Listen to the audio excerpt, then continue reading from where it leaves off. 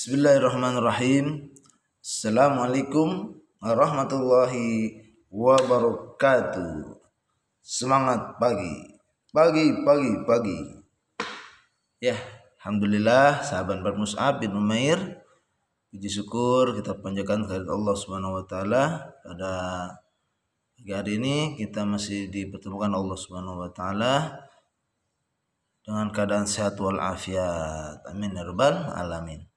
Baik, pada sesi morning talk pagi hari ini masih kita lanjutkan, yaitu kita akan membahas tentang seri sirah sahabiyah, ya, sirah sahabat Nabi Shallallahu Alaihi Wasallam. Dan pada kesempatan ini saya ingin membahas yaitu sahabat Nabi yang bernama Ja'far bin Abi Thalib. Ya.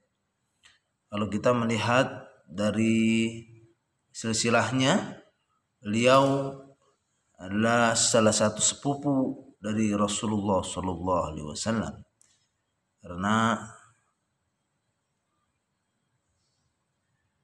pamannya Nabi adalah Abu Thalib, ya, sehingga sepupuan dengan Rasulullah Sallallahu Alaihi Wasallam. Ya. Kedua orang tuanya dari beliau, ya, memiliki putra dan putri sebanyak 10 orang, ya. Dan sahabat Ja'far adalah anak ketiga, yes, dari keluarganya. Beliau menikahi Asma binti Umais bin Ma'bad, ya, dan dikaruniai 8 orang anak. Dan apa keistimewaan dari sahabat Nabi Ja'far bin Abi Thalib ini, ya, yaitu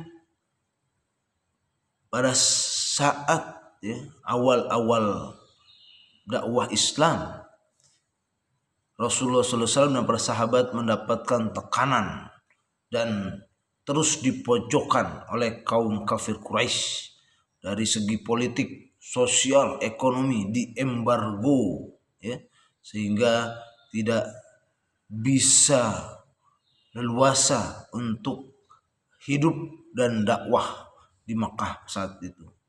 Akhirnya turunlah wahyu untuk berhijrah ke Ethiopia di Afrika, ya, yang dimana rajanya yaitu bernama Raja Najasyi, ya. Beliau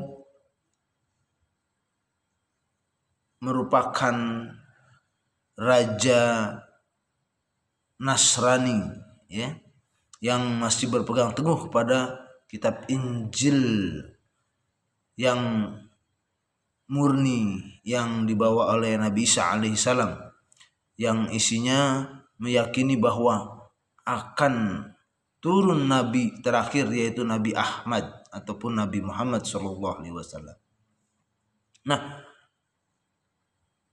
Ja'far bin Abi Thalib inilah yang menjadi pemimpin rombongan pada saat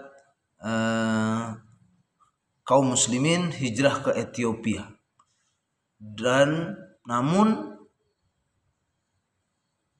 kafir Quraisy tidak bertinggal diam. Mereka mengirimkan utusan kepada Najasyi untuk tidak menerima kaum muslimin tinggal di kerajaan Najasyi. Namun dengan kepiawaian sahabat Ja'far bin Abi Thalib, ya, karena pada saat itu kaum muslimin dihadapkan, ya, kepada Raja Najasyi untuk diinterogasi, ditanyakan mengenai dakwah yang disampaikan oleh Rasulullah SAW. Dan Raja Najasyi pun terharu dengan ajaran Islam yang merupakan penyempurna ajaran Nabi Isa alaihissalam di dalam kitab Injilnya, sehingga kaum muslimin diterima dengan baik di Ethiopia oleh Raja Najasyi. Akhirnya utusan dari kafir Quraisy pun disilahkan untuk pulang kembali. Dan yang menjadi juru bicara kaum muslimin yaitu adalah sahabat Ja'far bin Abi Thalib. Itulah keistimewaannya dan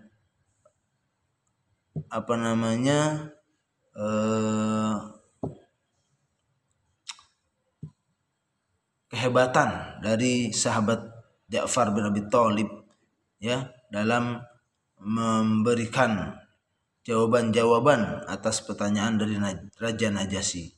Dan menurut sejarah akhir hidupnya Raja Najasyi akhirnya pun memeluk Islam. Alhamdulillah ya. Petunjuk datang dari Allah Subhanahu wa taala dan kita harus mencarinya dan mengambilnya ya. Demikian sahabat Mus'ab, sejarah ataupun kisah tentang sahabat kita, sahabat Nabi Muhammad SAW yaitu Ja'far bin Abi Thalib yang merupakan juru bicara ya, orator dari kaum muslimin pada saat hijrah pertama kali yaitu ke Ethiopia.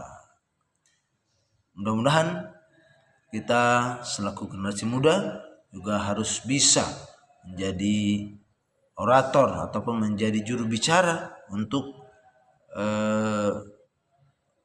keluarga kita ataupun masyarakat kita dan kaum muslimin tentunya ya. Mudah-mudahan Allah mudahkan segala urusan kita dan Allah mudahkan dalam mencapai segala cita-cita kita. Demikian yang bisa saya sampaikan. Akhirul kalam. Wassalamualaikum warahmatullahi wabarakatuh. Bravo Muhammad Mus'ab. Allahu Akbar.